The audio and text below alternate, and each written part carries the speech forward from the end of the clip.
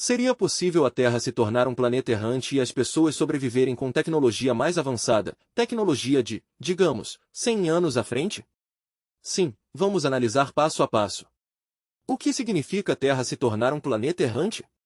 Isso significaria que a Terra seria ejetada do Sistema Solar, provavelmente por uma interação gravitacional com outro corpo grande, e vagaria pelo espaço interestelar.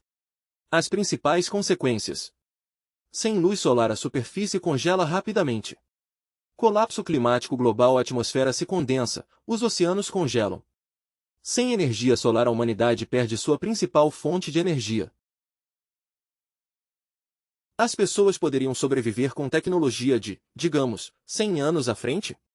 Vamos assumir uma tecnologia mais ou menos como em 2125 comparada a hoje: energia de fusão, geotermia avançada, suporte vital em ambiente fechado, enormes avanços em materiais e biociência.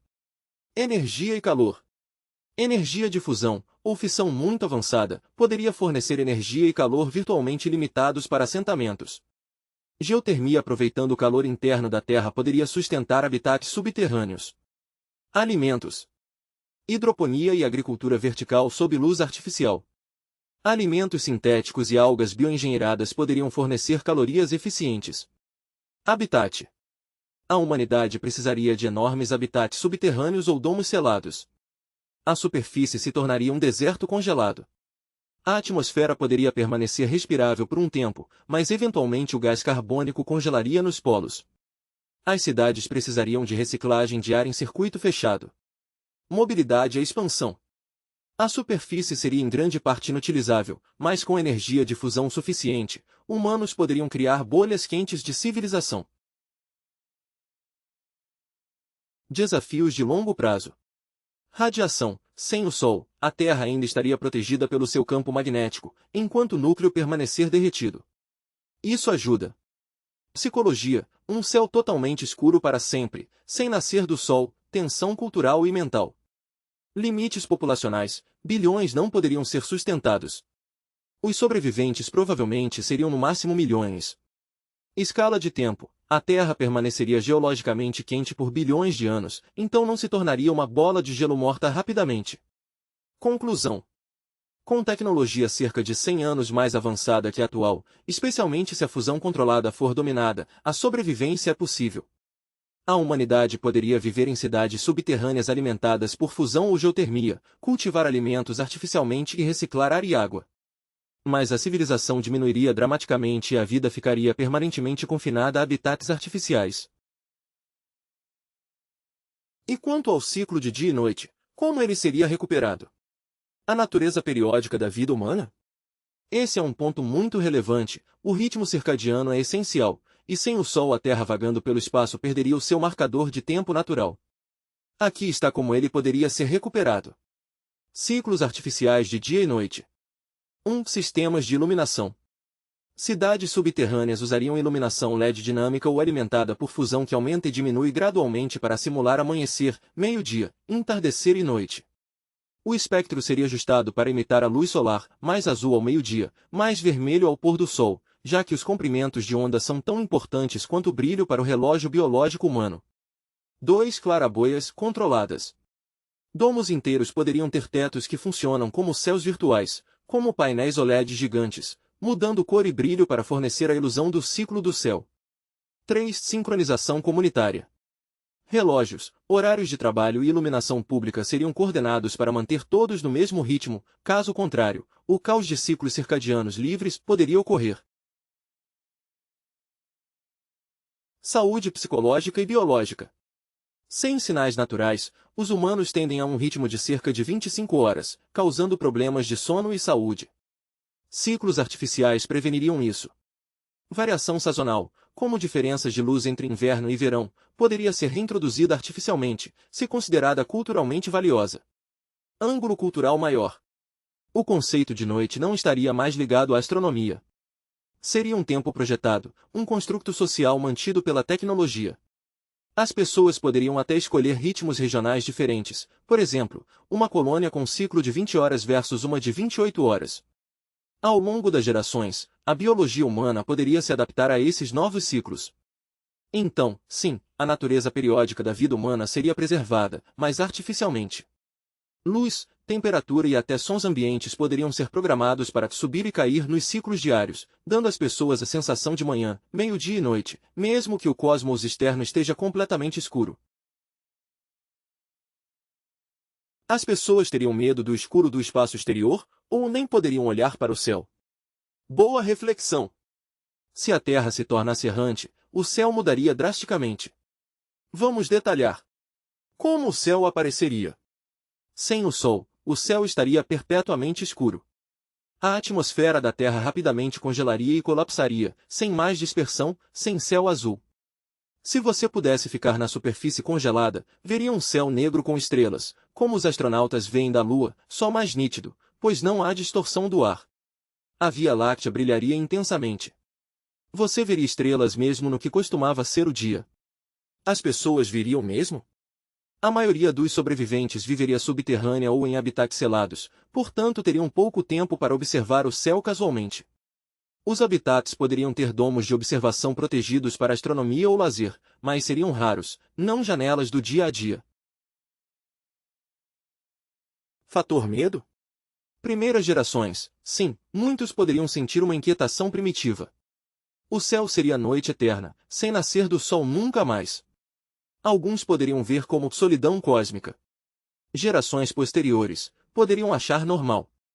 Crianças nascidas na Terra errante poderiam achar nossos céus ensolarados mais estranhos que seu campo de estrelas infinito.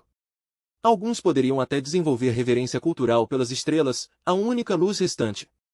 Outros poderiam evitar olhar para cima completamente, preferindo o conforto de céus internos artificiais. Provavelmente haveria divisão. Algumas pessoas seriam fascinadas pelo vazio estelar infinito, enquanto outras encontrariam aterrorizante se refugiar em ambientes humanos cuidadosamente iluminados. A primeira visão do céu da Terra errante. O menino cresceu sob os domos de teto de Nova Genebra, uma vasta cidade subterrânea onde o céu era uma ilusão pintada em luz, amanheceres suaves, meios-dias brilhantes, entardeceres quentes. Ele nunca questionou isso. Um dia, sua mãe o levou ao domo de observação, um lugar que poucos visitavam. A antecâmara fez um chiado, e de repente, o teto não era mais um teto. Acima dele havia uma escuridão tão vasta que parecia viva. Bilhões de estrelas queimavam nítidas e frias, sem piscar. A Via Láctea se estendia como pó de prata derramado pela eternidade. Não havia azul, nem nuvens, nem sol. Apenas silêncio e infinitos pontos de luz. O menino congelou, apertando a mão da mãe. Mãe, é tão grande. Ela concordou, sorrindo suavemente. Esse é o céu real, querido. Isso é o que perdemos quando a Terra deixou o Sol. Ele estremeceu, não de frio, mas pela sensação de que o universo o observava. Metade dele queria correr de volta para dentro, para o brilho laranja quente das luzes artificiais. A outra metade não conseguia desviar o olhar. Pela primeira vez, ele entendeu tanto a solidão quanto a liberdade do novo mundo de seu povo. Os humanos manteriam um relógio ou contagem de quanto tempo a Terra está distante do Sol desde a grande partida? Ah, esse é um ângulo cultural fascinante. Acredito que sim, os humanos definitivamente marcariam o tempo a partir do momento da grande partida, o dia em que a Terra deixou o abraço do Sol. Provavelmente se tornaria o novo ano zero da civilização da Terra errante. Como poderiam monitorar?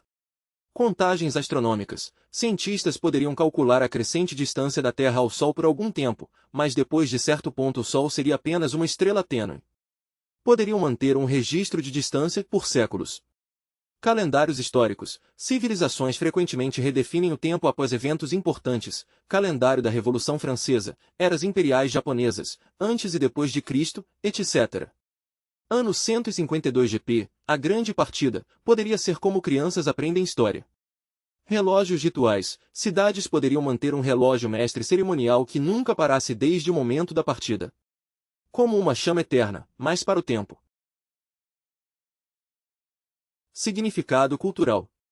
Memorial. A partida seria lembrada como o dia em que a Terra perdeu o Sol, trágico, mas também o começo de um novo destino. Esperança. Alguns poderiam marcar cada aniversário como prova de sobrevivência, mais um ano longe do Sol, e ainda vivos. Divisão. Diferentes grupos poderiam interpretar de formas distintas, algumas seitas religiosas poderiam chamar de exílio, outras de libertação. A ironia cósmica. Ao longo das gerações, muitas pessoas poderiam parar de sentir a distância. O Sol seria apenas uma estrela brilhante entre outras. Para eles, a partida poderia parecer tão distante quanto sentimos sobre a última era do gelo. Mas o relógio continuaria a contar, lembrando que a humanidade já viveu sob o calor de uma estrela. Quando o Sol deixaria de ser o objeto mais brilhante no céu? Entramos na astronomia do luto e da memória. Como o Sol se apagaria? Logo após a grande partida, o Sol ainda dominaria o céu, só que menor e mais frio. Mas à medida que a Terra se afastasse, a cerca de 100 unidades astronômicas, cerca de 2,5 vezes a órbita de Plutão, o Sol seria cerca de 10.000 vezes mais fraco que visto da Terra hoje. Ainda mais brilhante que qualquer estrela, mas não mais doloroso de olhar. A cerca de 1.000 unidades astronômicas. O Sol apareceria como Sirius, nossa estrela mais brilhante, parece para nós agora, ainda se destacando no céu, mas não mais como disco. A cerca de 10.000 unidades astronômicas, cerca de 1/6 de ano-luz. O Sol seria apenas mais uma estrela brilhante. A partir daí, poderia parecer mais fraco que algumas estrelas próximas. A Via Láctea poderia ofuscar seu brilho.